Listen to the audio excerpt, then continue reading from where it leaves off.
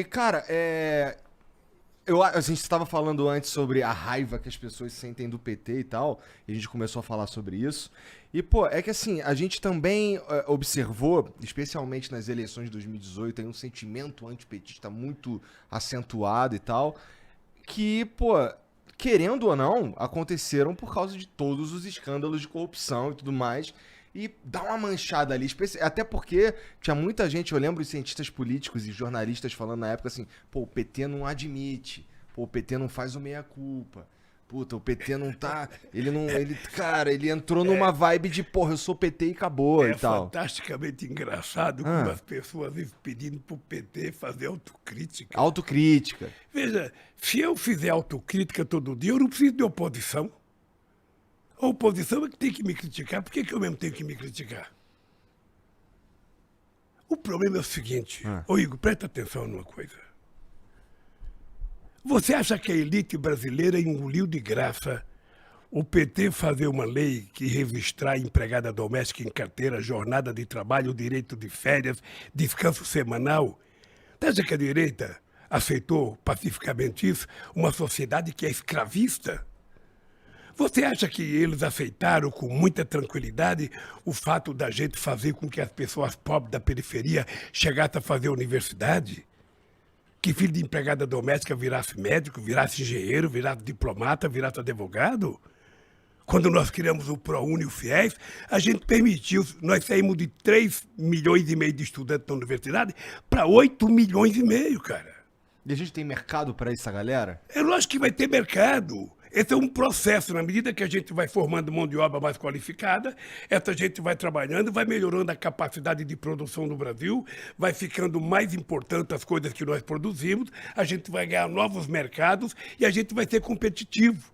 E mais ainda, a gente começa a exportar inteligência, conhecimento. Não tem que exportar só soja ou minério de ferro. Aham. A gente vai exportar conhecimento, como faz o Japão, como faz a China, como faz os Estados Unidos, como faz a Coreia. Porque a gente tem um monte de gente que é formada, a O gente tem o quarto dos dentistas do mundo. o problema, sabe o que é, Igor? O problema é que no Brasil nunca se levou a sério as camadas de baixo chegar à universidade.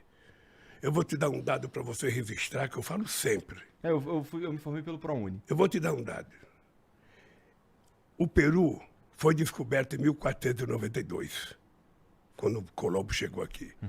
Em 1554, o Peru já tinha sua primeira universidade. O Brasil foi descoberto 8 anos depois.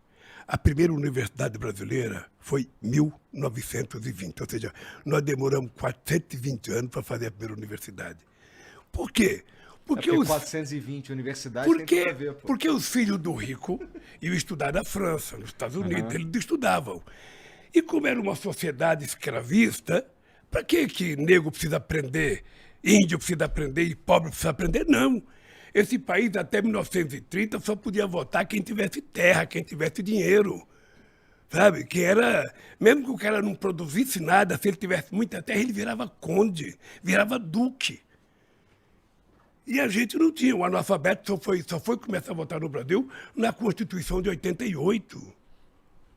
Ora, o cara sabe trabalhar, o cara sabe fazer pão, o cara sabe fazer um monte de coisa. Por que ele não pode saber votar? Por que ele era proibido de votar?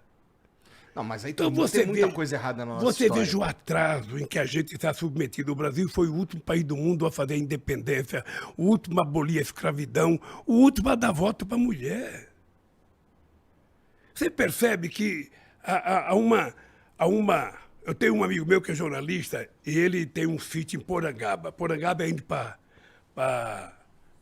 Sorocaba. Quando esse cara resolveu dar 13º salário para o funcionário dele, o restante dos sitiantes se rebelaram. Cara, como é que você vai dar 13º, vai dar férias? Sabe? Todo mundo vai querer. Ele arrumou inimigo por conta disso. Agora você imagina a gente colocar os pobres para ir para o aeroporto de Congonhas viajar de avião. O Guarulhos. O que a classe média alta falava? Pô, esses caras, o aeroporto está virando uma rodoviária. Está cheio de pobre que não sabia nem sentar no avião. O que nós fizemos foi o seguinte: nós fizemos a maior política de inclusão social que esse país já conheceu desde que foi descoberto. E na prática, por que eles conseguiam pegar o avião? O que mudou? Eles passaram a ganhar mais, o salário mínimo aumentava todo ano, o pequeno agricultor começou a ganhar mais porque a gente dava mais dinheiro. Quando eu cheguei na presidência, o Pronaf era 5 bilhões, só liberava 2 bilhões. Quando nós deixamos o governo, era 30 bilhões. Então a gente criou programa de PA para comprar alimento, a gente comprou o PNAE para comprar alimento e dar para as pessoas mais pobres nas escolas. Ou seja, nós fizemos um programa de inclusão social, nós criamos o Pronaf Mulher. A mulher recebia o dinheiro, o Minha Casa Minha Vida, a escritura era dada no nome da mulher. Sabe? O Bolsa Família, o cartão era no nome da mulher. Porque a gente inverteu um pouco a lógica de achar que os pobres não podem subir um degrau na ascensão social.